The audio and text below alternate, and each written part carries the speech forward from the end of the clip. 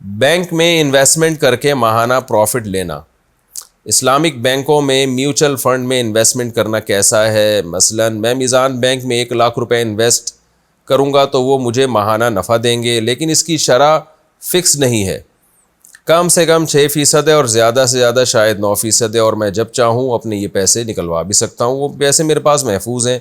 تو کیا اس طرح بینک میں پیسے انویسٹ کر کے پروفٹ لینا جائز ہے یا نہیں؟ یہ سود کے حکم میں تو ہوگا یا نہیں ہوگا؟ عزیز صاحب کراچی سے دیکھیں، جو کمرشل بینک ہیں، کنونشنل بینک ہیں، ان میں تو جائز نہیں ہے، بالکل سود ہے۔ میزان بینک یا جو بھی بینک اسلامی ہے یا جو بھی اسلامک بینک ہیں، تو ان میں وہ باقاعدہ بزنس میں لگاتے ہیں پیسے، پروفٹ میں آپ کو حصہ دیتے ہیں، تو شرعی ایڈوائزر ہوتا ہے وہاں، وہ ساری چیزوں کی نگرانی کر رہا ہوتا ہے، تو میزان بینک میں آپ انویسٹمنٹ کر سکتے ہیں۔ میزان بینک اور جو بھی اسلامک بینک ہیں وہ سودی لین دین نہیں کرتے۔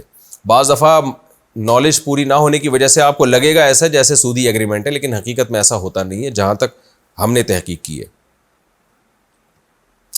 یا اہل القبور کہہ سکتے ہیں تو یا رسول اللہ کیوں نہیں کہتے؟ جب ہم کسی سے کہتے ہیں کہ یا رسول اللہ یا غوث پاک مت کہو، صرف یا اللہ کہو، تو وہ کہتے ہیں کہ السلام علیکم یا اہل القبور کہنا جائز ہے، تو یا رسول اللہ کہنا کیوں جائز نہیں؟ ایسے لوگوں کو ہم کیا جواب دیں گے؟ انویز لاکھانی انڈیا سے۔ دیکھیں، یا رسول اللہ کہنے، یا اہل القبور کہنے میں شرک کا اندیشہ نہیں ہے، وہ تو اہل قبر کے قریب سے آپ گزرتے ہیں تو ان کو سلام کر رہے ہوتے ہیں، تو ایسے تو نبی کی قبر پہ بھی جا کے آپ یا رسول اللہ وہاں الصلاۃ والسلام علیک یا رسول اللہ وہاں کہہ سکتے ہیں۔ بات یہ ہو رہی ہے کہ یہاں بیٹھے بیٹھے، اب میں یہاں بیٹھا ہوں اور قبرستان مجھ سے 3 کلومیٹر دور ہے، تو یہاں تھوڑی میں کہوں گا کہ السلام علیکم یا اہل القبور، تو ایسے ہی میں یہاں بیٹھے بیٹھے رسول اللہ صلی اللہ علیہ وسلم کو کہوں کہ الصلاۃ والسلام علیک یا رسول اللہ، تو وہ اس کو قبرستان پہ آپ کیسے قیاس کر سکتے ہیں؟ قبرستان میں بھی قبرستان جا کے یا اہل القبور کہتے ہیں، یہاں بیٹھے بیٹھے نہیں کہہ سکتے۔ تو یہ دلیل اس وقت بنتی ہے جب ہم یہ کہتے ہیں کہ یہاں بیٹھے بیٹھے ہم، قبرستان ہم سے کئی کلومیٹر دور ہے اور یہاں بیٹھے بیٹھے یا اہل القبور کہہ سکتے ہیں، تو یہاں بیٹھے بیٹھے نبی کو بھی قبر میں ایسے خطاب کیوں نہیں کر سکتے؟ تو پھر یہ دلیل بنتی۔ تو یہاں بیٹھے بیٹھے نہ اہل قبور کو یا اہل القبور کہا جاتا ہے اور نہ نبی صلی اللہ علیہ وسلم کو یا رسول اللہ کر کے خطاب کیا جاتا ہے۔ تو بلکہ اس میں ایک اور بات بھی ہے کہ جب ہم قبرستان جا کے یا اہل القبور کہتے ہیں تو شرک کا وہم نہیں ہوتا، وہاں پہ کوئی قبر والوں سے مدد تھوڑی مانگی جا رہی ہے، جبکہ جو یا رسول اللہ کہتے ہیں ان کا پتہ نہیں ہوتا کہ یا رسول اللہ کس نیت سے کہہ رہے ہیں۔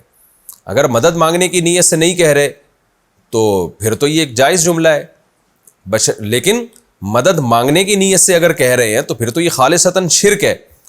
تو اب جہاں شرک کا وہم ہوگا تو وہاں بھی لوگوں سے ایک عمل چھڑوایا جائے گا، ٹھیک ہے؟ بہت سے لوگ یا رسول اللہ شرک کی نیت سے نہیں کہتے، لیکن وہم تو ہو رہا ہے نا اس میں، تو بہتر نہیں ہے کہ احتیاط والا راستہ اختیار کیا جائے، ایسے الفاظ استعمال نہ کیے جائیں جو شرک کا ذریعہ بن سکتے ہیں یا اس میں اگلے کو بدگمانی ہو سکتی ہے۔